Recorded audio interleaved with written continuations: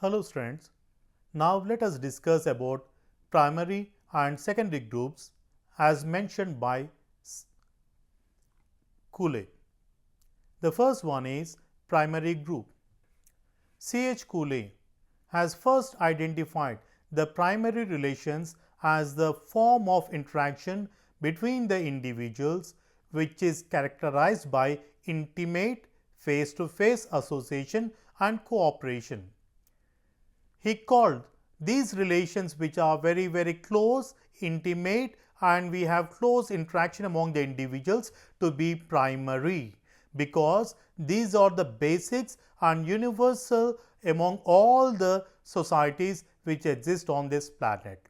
Now let us discuss about the characteristics of these primary groups.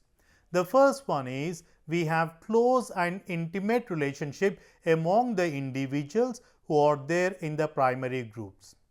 Primary groups are always smaller in size. We may have 2 members in the primary group and it does not exist more than 7 to 8 members. For example, how many friends or how many members are close to you? You may have multiple people with you whom you know, with whom you interact with them, but you are going to share everything only with few people who are very close to your heart, my dear friends, not to each and every person whom you interact with. And with the people who are close to you, you are going to have face-to-face interaction or face-to-face relations. For example, if I have gone for marriage long back, and at the time when I have gone for marriage, at the time I have invited all my near and dear ones. To the people who are very close to my heart, I went to them personally and I have invited them personally to my wedding ceremony. And to the rest of the people, if time permitted, I have gone to them to invite them personally, or else I have written the address on the card and have dropped that in the post box. And nowadays we have the mobile phones and we have the email system. So we are going to simply scan the invitation card and we are going to either mail to all the relatives, or else simply WhatsApp the details to them saying that on so and so date is my wedding ceremony, you all are invited. For few have gone and invited them directly, not with each and every person, my dear friends. So we have face-to-face relationship among the members. Then these primary groups are permanent in nature. No other person can replace the members. For example, I cannot replace my mom or replace my dad. The rest of the friends I can replace. I may make friendship with few people, later on I can make the friendship with the other people. But the people who are close to my heart, I cannot replace them. They are permanent in nature, my dear friends. No one can fill that place. And people who are there in the primary group, they have the common interest or similar background. It is an end in itself. Primary groups are end in itself. They do not have personal interest. The group it has more importance. They give much importance to the interest of the group rather compared with the personal interest, my dear friends. We have common background, share common interest, and these people will try to communicate with each other directly. No mediator, direct communication exists among the individuals. And in terms of cooperation, people are directly going to cooperate with each other, and we also find physical proximity among the members. So these are the characteristics of primary groups, my dear friends. Now let us discuss about secondary group. Secondary group is a large and is created by the people in order to perform some specific functions. In order to perform certain functions, people are going to form the groups, and these secondary groups are larger in size, my dear friends. Let us discuss the characteristics of secondary groups. In the secondary groups, my dear friends, people are going to take membership either voluntarily, sometimes involuntarily also. For example, if you go to Thailand, all the people who have joined graduation, they must either become a monk and they have to practice Buddhism for 4 years, or else they have to join the defense and serve their nation for 3 years. So, in order to inculcate the brotherhood and in order to inculcate patriotism among the individuals, either they ask them to join the defense, or else in order to take the culture forward, the religious culture forward, they ask the people to either become a monk and practice Buddhism for 4 years. There it is involuntarily. Either you have to choose that or this. You cannot say that I will not practice either of this. So, once people are going to join it, my dear friends, it becomes impersonal, my dear friends. It is indirect, it is impersonal, and sometimes it is also contractual. People are going to work in a particular organization for a stipulated time, and these are larger in size, my dear friends. Secondary groups are larger in size. If you take the example of any political party or any industry, my dear friends, you see that the size of the organization or the group is very, very big, my dear friends, is very, very large. So, membership in the groups is mostly voluntarily. People are going to take membership. No one is going to force any person to take the membership into any group, my dear friends. People voluntarily take the membership into the groups. Then we have no physical proximity among the members. For example, I am residing in an apartment for the past 1 decade. I know only the owner, and I do not know the rest of the people also who are there in that apartment. And whenever my neighbors fight with each other, do you know what I do? I simply peep out and I see that it's not my business. So I simply shut or close the door. And if the conflict is too severe, I simply dial 100 so that the police will come and try to resolve the issue. I'm not going to have physical proximity with the members who are there in the secondary groups, my dear friends. Each and every secondary group is going to have a specific end or interest, my dear friends, and each and every individual also has their specific end or interest. I am coming here because I have the passion towards teaching. I want to earn money, but with this money, what I am going to do, where I am going to spend, it is my personal interest or personal choice.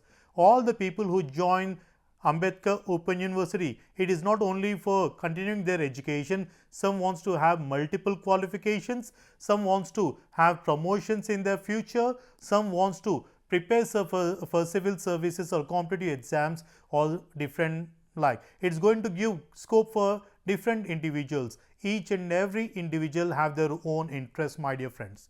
And in the secondary groups, we do not have direct communication, but we have indirect way of communication. For example, think we are having teleconference. So at the time, do you know what the director does? He is going to pass on the message in the students group saying that on so and so date, so and so teacher, we are going to have teleconference. Here the director is not going to contact all the students personally. He is going to use indirect way of communicating with each other, my dear friends. Then we have formal means to regulate the human behavior. We are going to have some set of rules and regulations. We have the police, we have the courts and so on to regulate or control the behavior of the individuals in the secondary groups. And each and every secondary group, in order to manage the larger organizations, we are going to have a formal structure. We are going to have a formal structure, my dear friends. Now let us discuss the other types. According to Tonis, he has classified groups into Gemeinschaft and Gesellschaft. Gemeinschaft refers to a community and Gesellschaft refers to a society. And Gemeinschaft is talks about relationships which are personal or traditional and often representing both, and we call this as the small communities, my dear friends. Gesellschafts is nothing but we find contractual relations which are there in the society. We find traditional and personal attachment to be absent in the society. In the societies, we are going to have rational agreements of interest. I am coming here, I am delivering the lecture for which I am also being paid. In spite of having the passion towards teaching, I am also going to get certain benefit out of which I am going and delivering the lectures. Nothing but we are having some rational agreements of interest. Then the organizations can also be classified into two types, formal and informal. Wherever we are going to have norms and standards of behavior which are going to regulate the behavior of the individuals by rules and regulations or by laws, that we call it as formal groups. And informal groups are unconsciously created with no specific goals, no norms and legal rules to govern the behavior.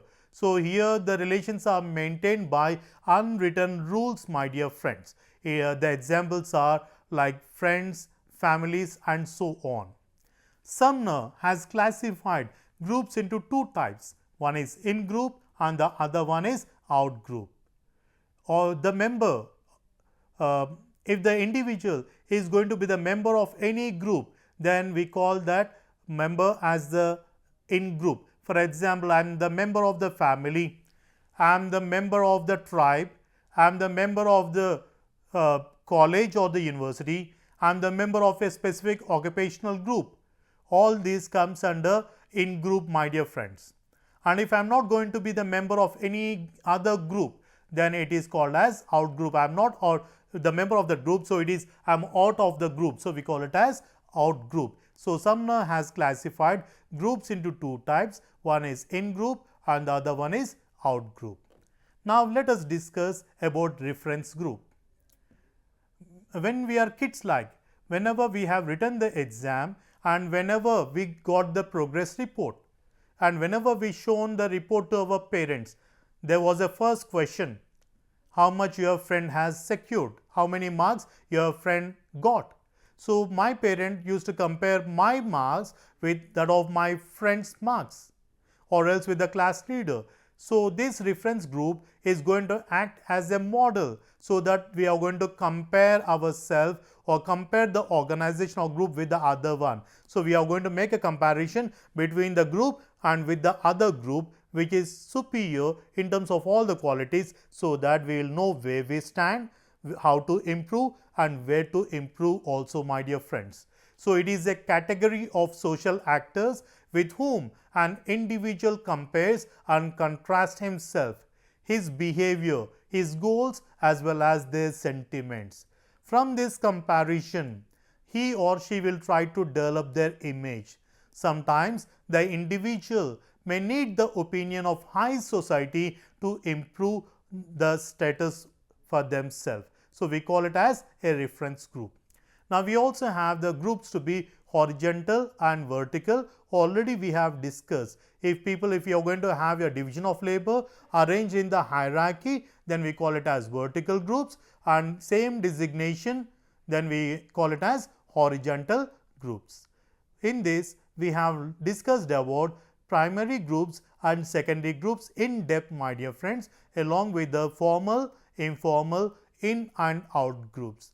I hope you guys have understood. Thank you.